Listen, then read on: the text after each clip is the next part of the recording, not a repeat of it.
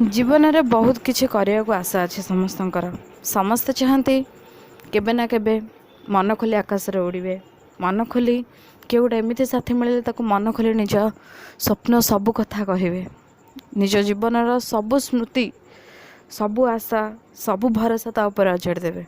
किंतु सेमिति जीवन कहीं भी न था आम आशा करूँ किंतु आम मिले आउ कि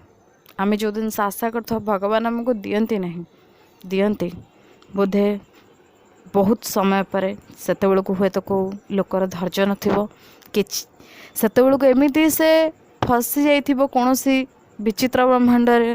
कि ताकू से बाहर को ताकू बहुत दिन लगे बहुत किसी एमती उदाहरण रही साधारणतः मुझे देखा गले जदि केबे किए चाहूँगी मु आगू बढ़ी मत मो परिवार मो चतुर्पार्श्व मोर सांग साथी समस्ते कहे प्रशंसा करेंगे तू जहाँ करुछु ठीक करुछु आगू बढ़े किंतु आजिकल दुनिया रे सेमती किसी भी नहीं आजिकल दुनिया रे बस समस्ते जदि कि आगू बढ़िया चाहूँगी परिवार तो ताको साहाଯ୍य करू ही नाहंती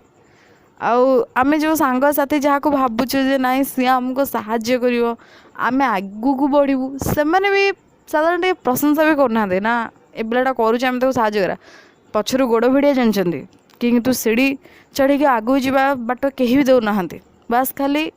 जे तू करुचु हाँ हाँ कर कर करचु तो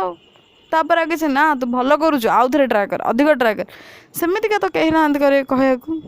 गोटे सारा भूल है बापा माँ आमको साहाଯ୍य करना कि पदे दीपद तो कहते तू कर हाँ तो द्वारा हेनी करचु तो कर हम कि ना हम यही टाइप्र किंतु सेमिति कहीं मिलूना जे आमको साहाଯ୍य करेंगे कि आम मनरे सेमिति गोटे मन बल दृढ़ देवे जे नाई तू करुचु तू करू तू आगू बढ़े तो दुनिया साड़ा के चाहूनी जे आम एमती करूँ कि सेमती करूँ कहीं भी चाहूना कहीं भी चाहना आम जहाँ कहते निजर भावु हृदयर बहुत पाखर थिबा लोक को भी आम भावु जे नाई सी आम कह तो करे से कथा भी कहीं कहते बास कहते हाँ करचु तो शुणुंट चुप रही से टाइप्र मनीष उत्साह उद्दीपना सबू मन बल दृढ़ साहाଯ୍य करे कि जो दुनिया ताकू कहे दुनिया ताकू टिके प्रशंसा ही करेनि तो से कौन कर लगे मु कौ कम को नुह मु जहाँ भी करुँची क्या ही पसंद आसुनी तो मुझे करी से सब चाहती जदि किए बिजनेस करुँची फैमिली सपोर्ट करना तू तो निज आड़े बिजनेस कर सपोर्ट नहीं जदि किए दौड़ुची घर परिवार कहते तू कौन दौड़ू तू कौन खेलुचु तू कौन खेल कर गोटे गोटे था जो मैंने सपोर्ट कर हाँ तू कर बास किंतु नहीं किंतु आमे जो मैंने करुचु दुनिया तो आमको सपोर्ट करूनी आम परिवार सपोर्ट करना सांग साथी कहीं भी निजर हृदय लोकटा भी कहीं भी सपोर्ट करना किंतु जदि तांका आगे आउ किए बाहर लोक करुची ना हाँ करुची तार साहस से करुची देखुंट चुप रोचंती किंतु केबे कहना जे नाई से कर पाला तो आम पिलाटा कहीं कर आम लोकटा कहीं कर आम सांगटा कहीं कर से कथा कहीं कहना कहते हाँ सी करुची ना सी करुची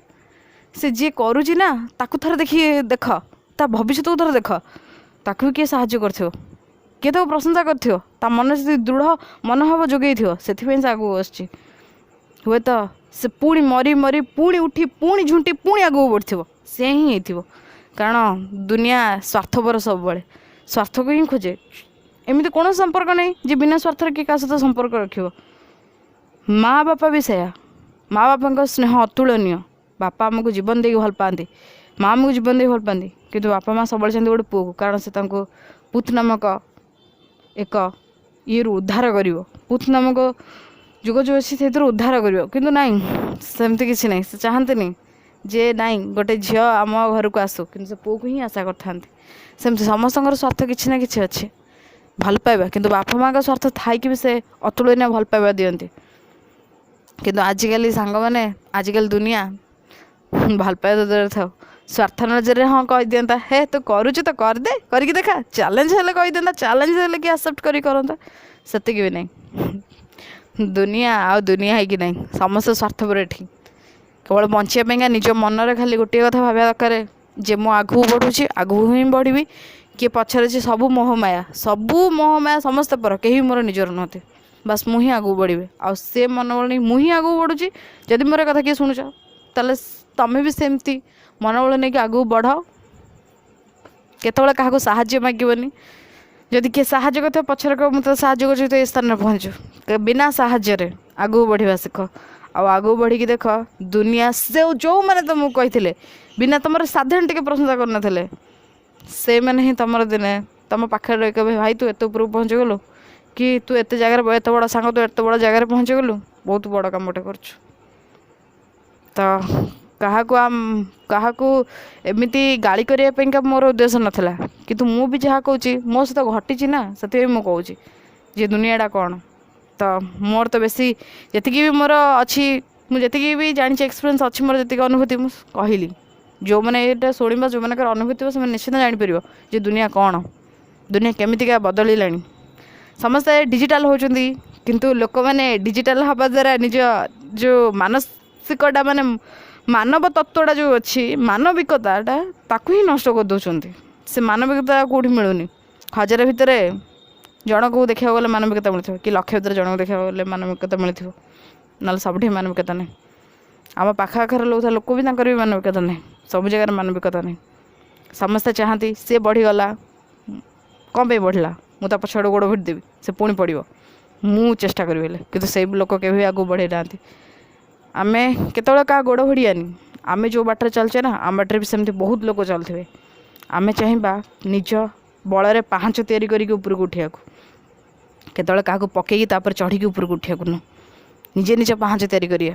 ସେଇଟା ହିଁ ମଣିଷ ଜୀବନରେ ସବୁଠୁ ଆଗକୁ ନେଇଥାଏ। ବାସ୍ ଏତିକି।